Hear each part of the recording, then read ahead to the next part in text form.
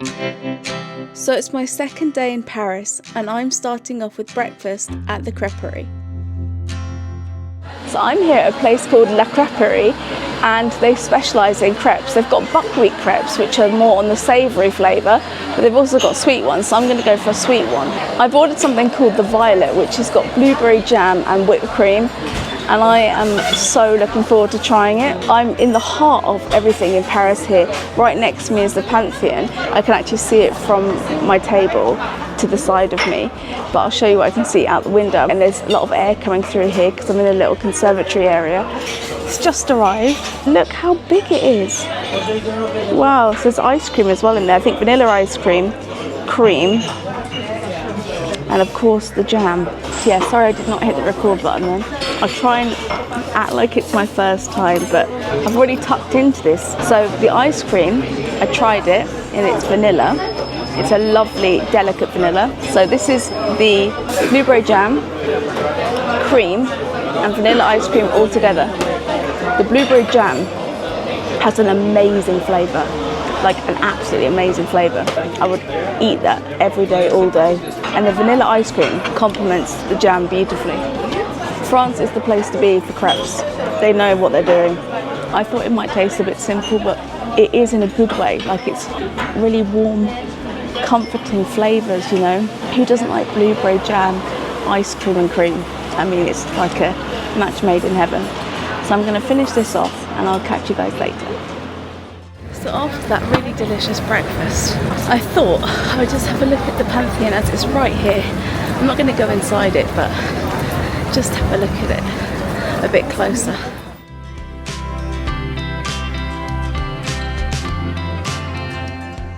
So there's the Pantheon behind me. So the Pantheon has been used to bury many prominent French figures. However, no women were buried in the Pantheon until 1995. How crazy is that? So any prominent women from history were not entitled to be buried here. It's a huge building and this whole complex is actually pretty massive. It goes around, looks like there's churches and stuff as well, but I'm gonna head off to a Catholic church called St. Vincent de Paul. So I'll see you guys in a bit. Looks like it's gonna rain again. I couldn't not have a quick look around here before I go. The Pantheon is located in the Latin quarter of the city, and inside the crypt has the tombs of more than 70 famous figures. The Pantheon was intended to be a church that King Louis XV wanted to honour St. Genevieve, but after the French Revolution, the purpose shifted and it became a place to honour those who lost their lives fighting for France's freedom. I left the Pantheon behind and made my way to the Arc de Triomphe, which you can reach via an underground passageway, which gets you safely across the busy road. So behind me is the Arc de Triomphe, one of the most famous monuments in Paris, if not all of France, and it's a memorial that's dedicated to those that lost their lives during the French Revolution and Napoleonic Wars. You can go right up to the top, but I'm not going to go up there today because you can't bring excess baggage with you, and I am lumbered with luggage today, so I'm not going to do that. But it's cool that you can get up to this bit. You can go right up there where the arch is round the outside, and it's really nice. You can see the lovely memorial site in the middle where there's a flame that's flickering. I don't know if it's a perpetual flame or anything, but it's really beautiful, and it's a lovely tribute to those that have lost their lives during those wars.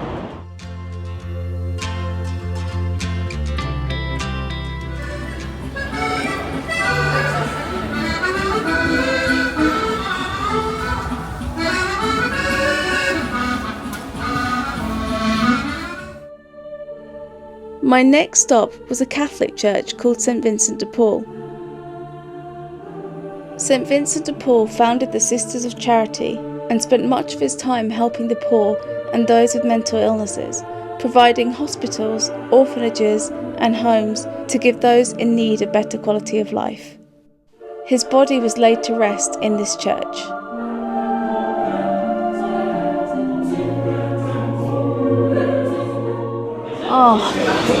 A lot and also nothing has happened since I turned last time on the camera. That church was super peaceful and lovely. I wish I'd stayed in it. After the church, I went to my second church, was the Church of the Miraculous Medal, and that's closed. So I wanted to see that one. It doesn't open again for another hour. So I thought I'd get myself a drink, no big deal. But apparently it was a big deal because I went to 3 places, all were closed. Maybe because it's Labour Day here, that might be why. Anyway, then I went and spotted another place, had outdoor seating, and there were lots of spaces, and like a family just having some food. As soon as I'd taken everything off and I sat down, I said, "Can I get a bottle of sparkling water?" To which he said, "Sure." "What, you're not eating?" I said, "No."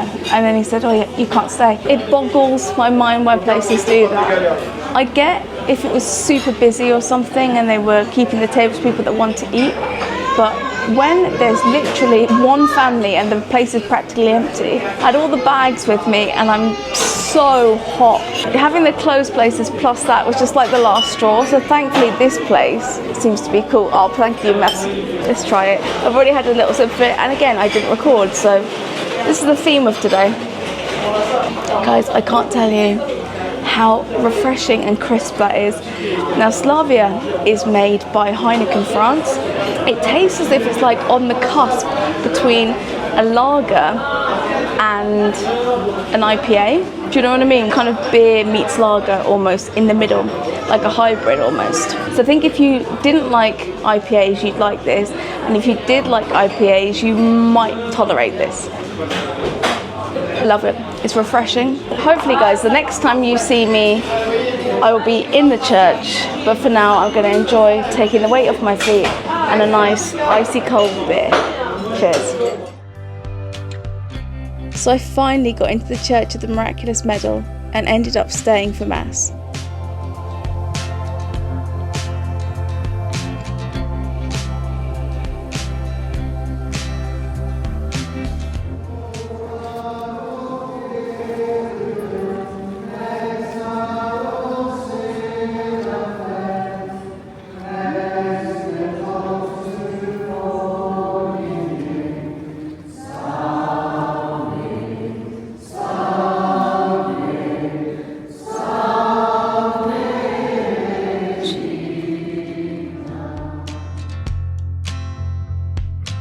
How many churches can I squeeze into one day? Anyway, I was finally at the Basilica of Sacré-Cœur, which is where I'll be spending the night.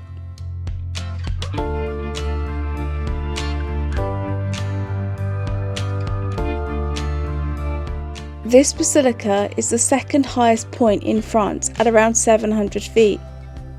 I love the panoramic views of the city from up here.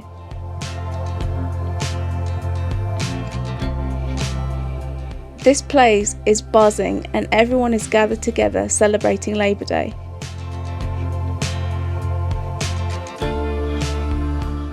So this is where I'm staying tonight. Quite dramatic, isn't it? It's a huge basilica.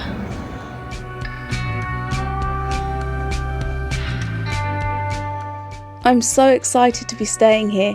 Come and check out my room. So it's a simple room, but it'll do me. This is a unique experience because I'm going to be staying here in, well, essentially it's like a guest house for people to stay, but it's attached to Basilica, and they have basically adoration that goes on constantly. If you stay here, it's a nice thing to do to opt into adoration, so you can devote maybe an hour during the night because they constantly have adoration 24/7 here. I put my name down from midnight to 1 a.m. as I'm a night owl anyway, so that's what I'm going to do. But it's cool, you can go in and out of the basilica during the night if you want to. You can go and pray, you can meditate, you can do whatever you like. Just have free roam around this guest house, which is nice. And it's linked directly to the basilica. Now outside it was absolutely mental. I couldn't be further away from celebrating Labour Day here at this convent, but but anyway, it's good. Oh wow, that's the view you don't get every day, isn't it?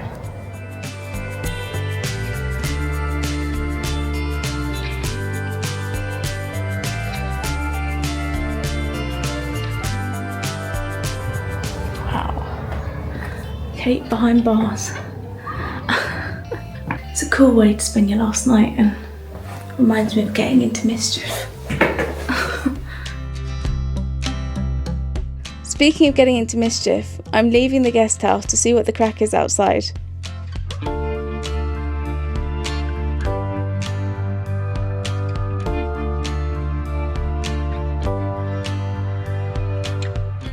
It still looks like there's quite a few people here in this area, just not as much as before.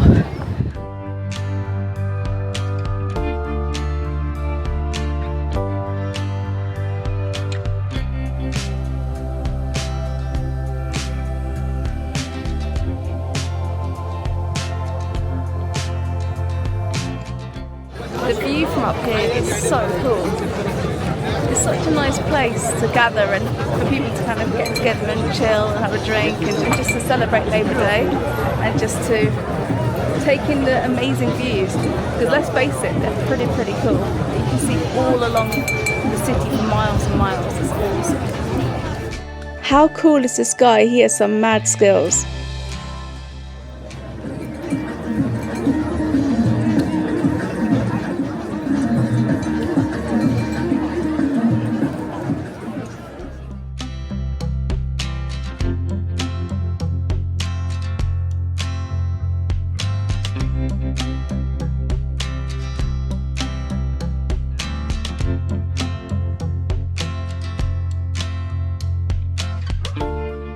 I was feeling pretty hungry, so decided to go and grab some pizza from a place that was close by. That pizza and salad was pretty damn tasty, so after having a bit of munch, I made my way back to the Basilica as the weather looked like it was dramatically changing and a storm was coming in.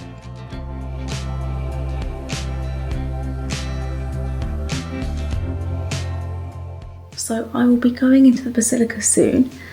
It's about 9:30 at night and it sounds like a storm has come. I can hear crackles of thunder, which make being in here even more atmospheric than it already is. I've never done anything like this before. I'm going to be partaking in adoration between midnight and 1 a.m. But I'm probably going to go down to the Basilica about 11:30 so I can have a little look around and get into the zone. It's definitely going to be quite atmospheric wandering around the church at night in the dark. Obviously the church won't be in darkness, but I actually don't know what it's going to be like. But you can go into the Basilica anytime you like. Throughout the night you have access to that because you're staying here. Oh wow. That thunder.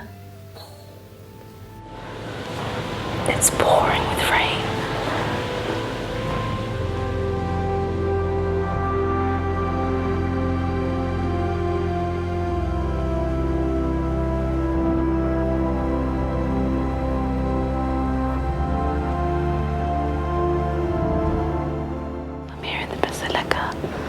It's about 11 o'clock at night.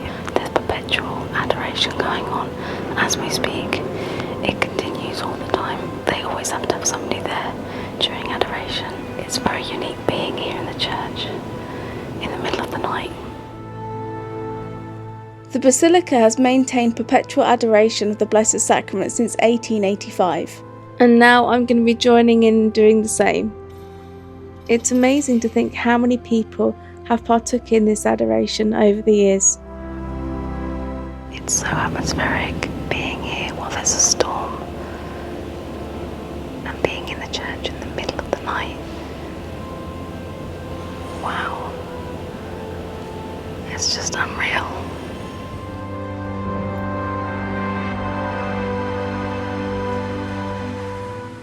The lights are coming off now.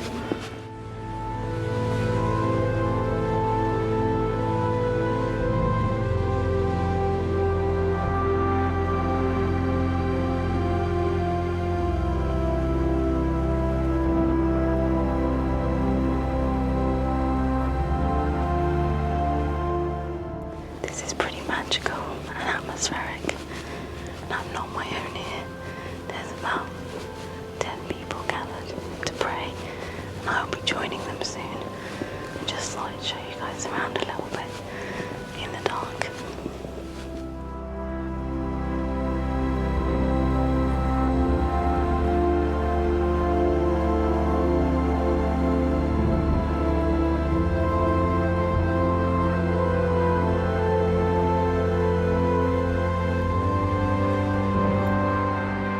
I can't tell you how atmospheric it was to walk around this basilica at night after the crowds had gone and listen to the crackles of thunder which echoed through the church.